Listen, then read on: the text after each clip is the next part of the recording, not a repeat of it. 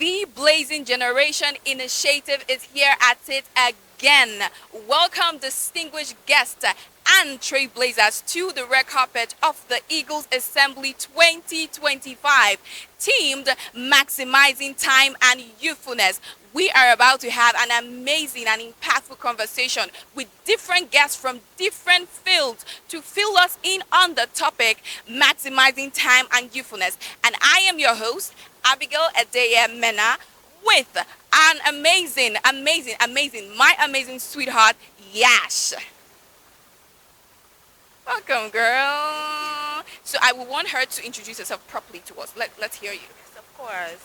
My name is Viash Chukwudozie. I hope you're wondering what is happening here. Well, today it's all about Eagles Assembles Event 2025. Yes. And I'm definitely sure you'll be wondering what is Eagles Event.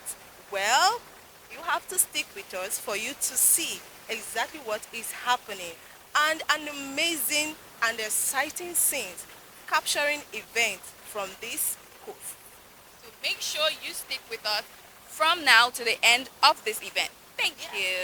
Worship Maria Nwadinkpa, who is the secretary of the Federation of Women Lawyers in Nigeria, Anambra State chapter. Welcome, madam. Please put your hands together as we welcome this amazing woman. We will be seated. Thank you. Thank you.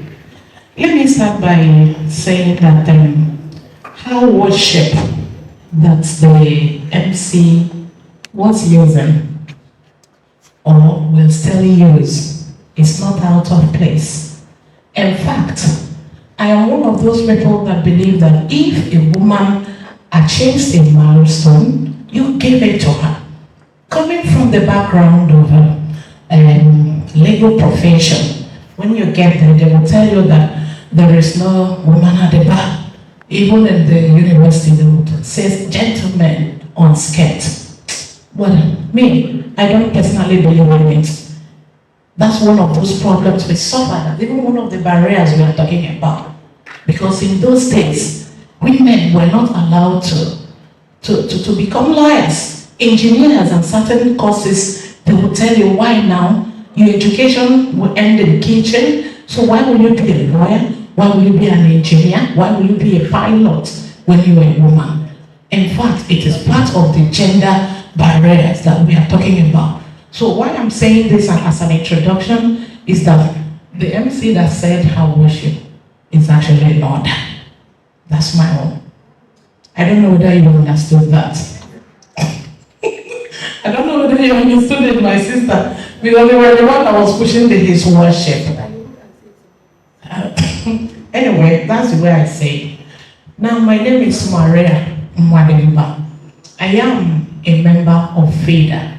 FIDA is actually a Spanish acronym, Federación Internacional de Abogados.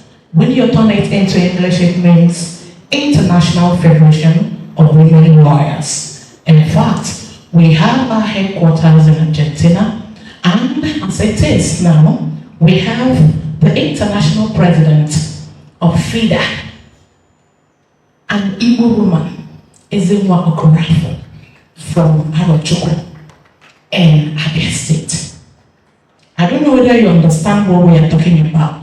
Now, FIDA, what we do, we have FIDA in almost all the countries of the world. Then we have FIDA in all the states of the Federation here in Nigeria. In fact, we have 48 branches of FIDA in Nigeria, and Anambra State branch is one of it. I am not supposed to be here. My FIDA chairperson, Lady Muojeke made up a paper, but because she had an emergency as at yesterday's evening, she invited me, the secretary to FIDA, Anambra, to come and present this paper on her behalf. So that is why I'm here. And at FIDA, the major thing we do is to be voice to the voiceless. And how do we do that? We do that by preserving and protecting the rights of women and children, and by extension, indigent men. So I'm going to go to the paper, and you people will permit me to observe the protocol already established. So I'm going to go to the paper immediately, and I will put one or two things together because I'm not just going to read out like a robot. I'll have to make one or two inputs. Now, the topic is overcoming gender barriers to maximize your youth and time.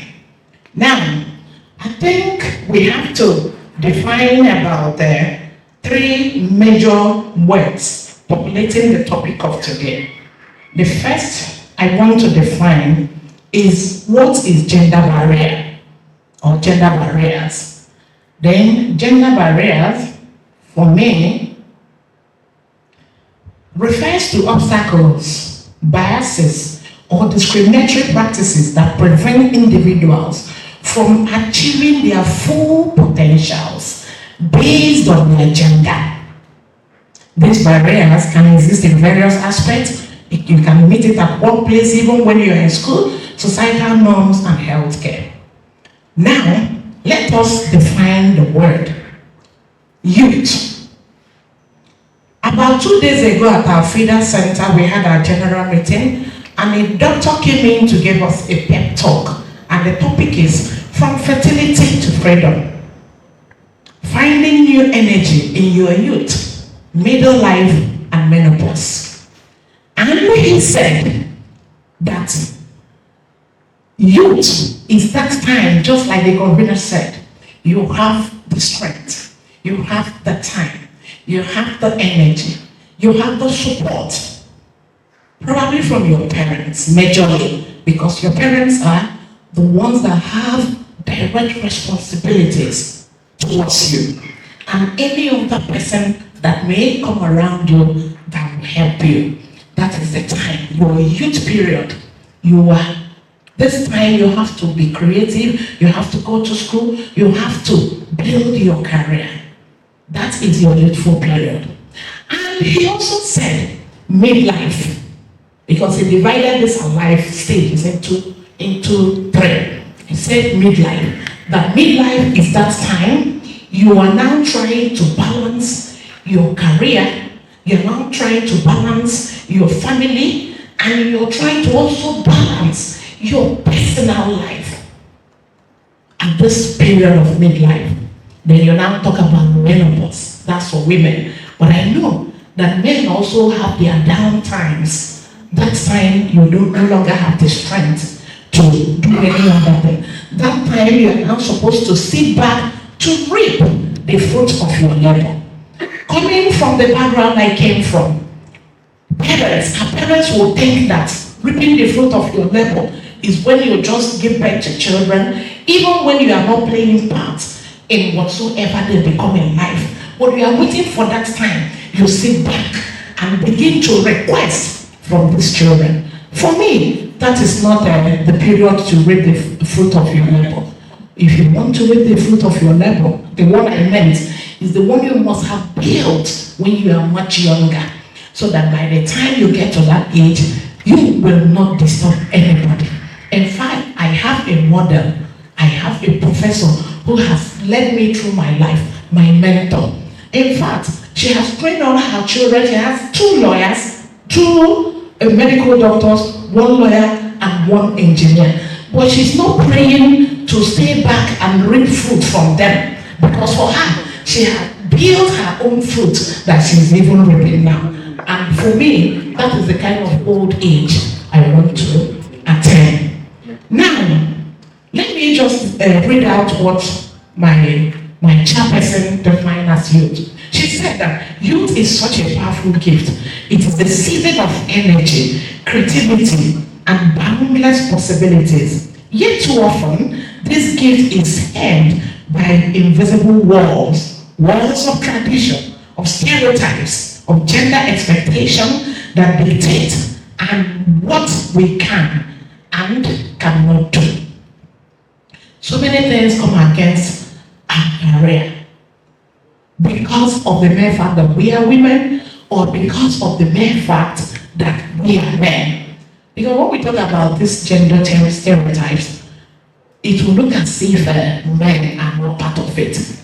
But unconsciously, even as parents, we try as much as possible to put subtle barrier, even when our children are saying, my mind is not there, I don't have the capacity to be a lawyer, I don't have the capacity to be a medical doctor, in fact, I don't have capacity to be a reverend father.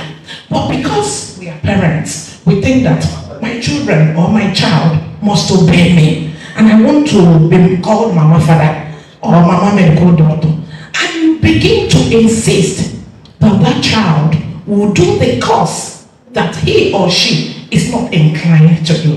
In fact, at times it's not a conscious thought, because even me myself, I think I contributed, because my second son said he wanted to study music.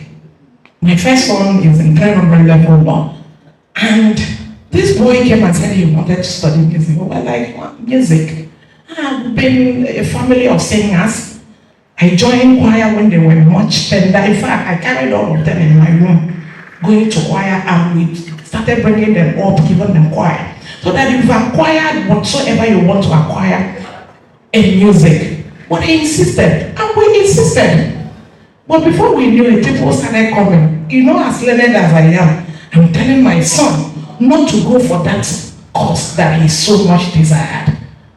So people came and they were like, why? That music is not the way people are looking at it before, that they've changed and all whatnot. That was the point we started giving in for him to go and study music.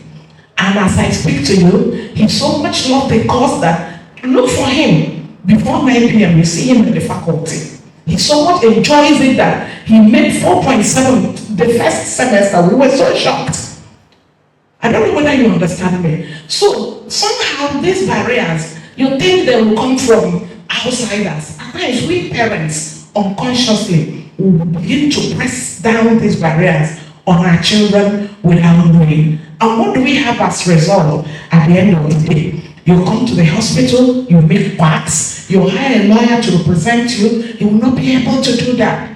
I remember when I wanted to go to bed the first time, I went to a particular hospital, there were no doctors. They took me to another. After 2 days, we saw one doctor that was so confused, he didn't know what to do with me. To another one, another doctor that didn't know how to deal with a pregnant woman that had lost the water and everything in the last 2 days.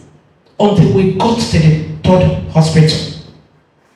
So why will I push my child to go and become a medical doctor when obviously my child does not have interest? So let us learn from this one.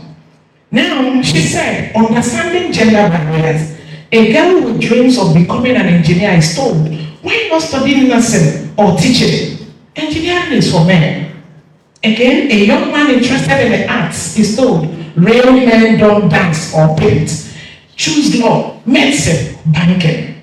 Now, a woman is discouraged from seeking leadership because it's not feminine enough. Even fellow women will join and talk down on women who are interested in politics. In fact, they will be the ones that will vote that woman down, and you will still come out and cry that you are being discriminated. But you refuse to vote in people who are your gender, who have like minds with you, and who will push 1 or 2 things, assuming you are able to elect that person into the House of Assembly or into the National Assembly. Now, these barriers are subtle but powerful chains. They restrict choices, slow down growth, and waste our most valuable resource, time. The late Dr. Miles Monroe once said, the greatest strategy in life is not death, but a life without purpose. Gender barriers often rob us of that purpose by wasting years of paths we did not choose for ourselves, or by delaying our progress until it is too late. Now, let us go to when gender barriers steal time. They do so by 1, forcing young men to wait for permission before pursuing dream. 2, silencing voices when they should be loudest.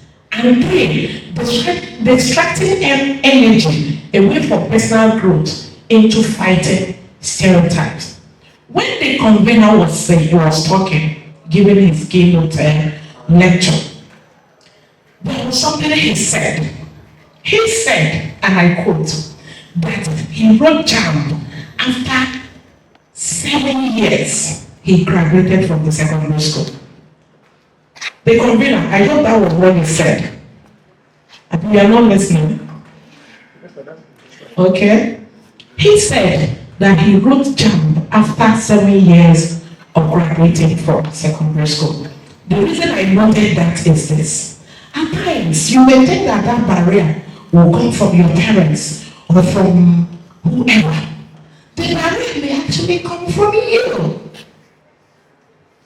It may actually come from you. Because he decided to take that jump after 7 years. He didn't want to consider what people would tell him. In fact, I want to welcome Mr. Humble. That's what I call him. Humility personified.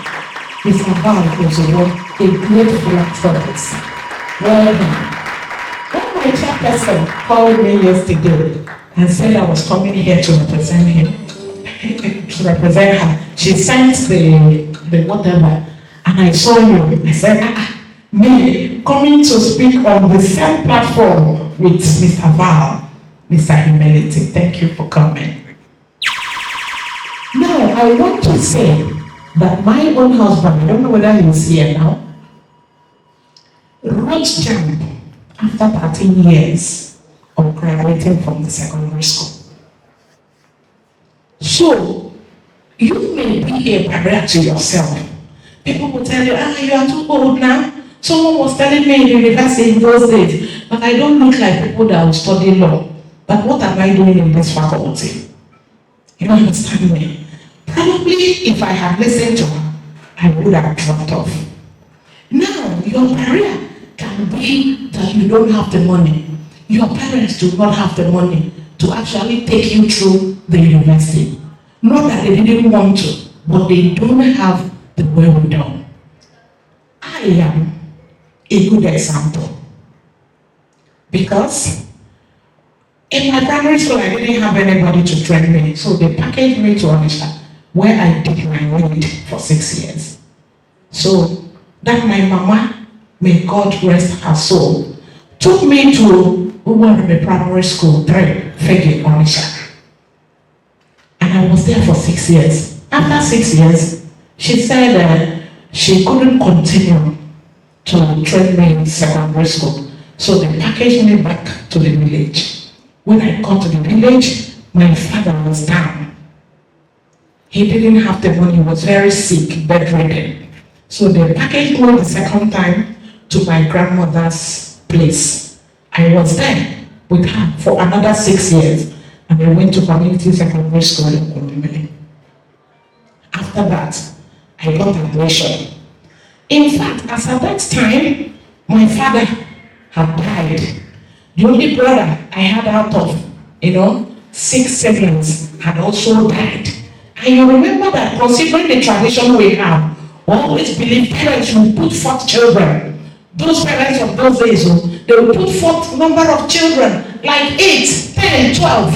And they will believe that the first son will sacrifice his education and every other thing in order to take care of the younger ones.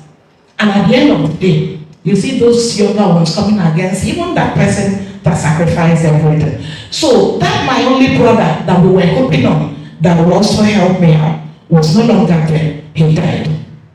So I didn't have any platform to talk academically. People were laughing at me. My mates were all getting married. But I don't even know how God did it for me. He persevered. I wanted to start studying law, but I didn't get the law the first time. I went to Ably State University alone and registered there. I bought their supplementary form. Later, they gave me admission. I studied English and Literature first degree. Then I came out. I was still targeting that law because my mother was, I think, the second wife. And all those polygamous, wahala, land grabbing, all those stuff. So I didn't like what they were doing to her. I decided to go and study that law. Somehow I was teaching In the secondary school, I was going to school at Muojeke after my service. Then after that, I did my master's in law, Faculty of Law Music, and after that, I am rounding off my PhD. The reason I'm telling this story is that I am a living example. You don't need to wait for anybody. You can work at the same time, study, and do whatsoever you want to do with your life. Now, people may want to restrict you, just like you can also restrict yourself, but you can resist. You can resist to get to where you want to get to. Now, stories of resistance and triumph. One, Funmilayo had some quotes in Nigeria. In colonial Nigeria, women were excluded from decision making and unfairly taxed. Funmilayo, you know Funmilayo now? Mama Fela, Konobre. Funmilayo organized thousands of women in Abeokuta to protest, eventually forcing reforms. She proved that gender is no barrier to leadership when one maximizes time and courage. And I also remember that she was the very first woman that ever drove a car in Nigeria. Now, Serena Williams, USA, from age 3, Serena trained relentlessly in a male-dominated sport. Despite criticisms and stereotypes, she became not just a tennis champion, but an icon of perseverance. She used her youth and time to master her craft, proving that excellence knows no gender. Ngozi Okonjo, raised in a modest family, she was not expected to rise to global leadership.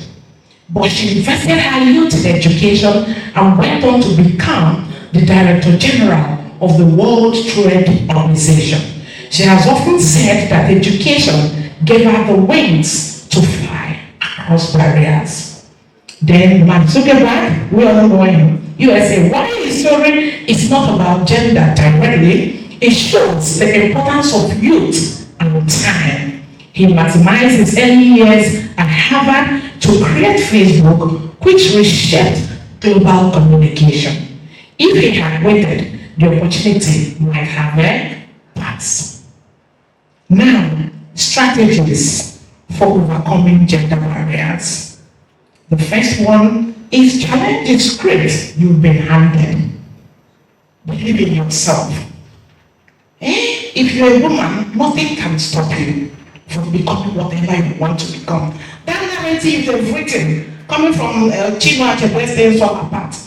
When the colonial masters were coming in gradually, if you had read that novel published in 1958, you will discover that things from apart is divided into 3 parts. And the first part, when the community warfare that Chinua Achebe used as a normal Igbo traditional society was at peace.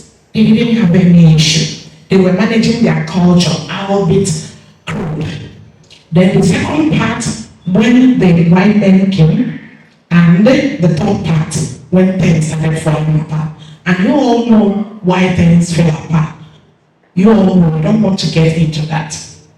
Now, you have to challenge. From that time, women were not allowed to do anything or go to school because they believed that, why will you go to school, like I said earlier? Is it not to get married? So why will you bother yourself? You can study economics, home management, and nursing. But now, I am happy to say that women are now breaking barriers, these gender barriers. Okay? Now, you invest in knowledge and self-discovery. Do not listen to anybody when they come against you. Just believe that you can do it. Now, guard your time jealously. The convener said that we all want to look at that person that has arrived. Now that we are looking at His Excellency, you want to just be like him. No. This life, we have procedure, we have process for everything. You serve, you work on yourself before you lead or before you start reaping the fruit of your labor. I want to say at this point, I wrote something on Facebook about neo-paganism. When the white men came, they met our forefathers, worshiping idols and all whatnot. At a point, Christianity came in and people started moving away from all those, idol worshiping. And I remember at that time, our parents were worshiping idols. They were not inventing anything. Come on, mirror. They saw mirror and they felt that, what is this? So, colonization brought civilization, brought this microphone we are using, brought this phone, everything good that we are using.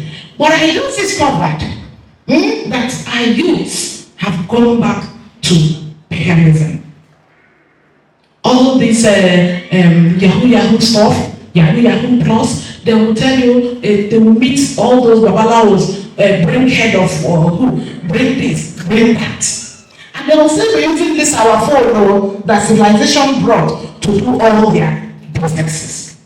So, why I just remember this and tell this, our youth, please move away from any form of paganism or new paganism as the case may be, because they will never lead us to anywhere. Then you build supportive networks, redefine success for yourself. Then there is one thing that I didn't add. I decided to add it myself. Legislation. In all the laws we have, all the international instruments came through Section 12 of the 1999 Constitution that is right now under amendment. And we have all these rights, even the ones the states adopted. I learned the other day that Anambra State House of Assembly, I think, had done the Zimbabwe legislation. I think it's another way. The legislation that will keep us safe. That fish magnet boy that was not asking for platform from any government. All he needed to do his business was security. But because we lack that security, he died just trying to fight for himself. So in conclusion, they're looking at me for time. Let us go from here with courage. Let us refuse to let gender dictate our possibilities. Let us embrace our youth and our time as precious gift. And let us use them to build a future where no barrier, whether of gender, culture, or tradition, can hold us back. Thank you so much. Amara C, presented by His Worship Maria Nwadinkpa. Thank you.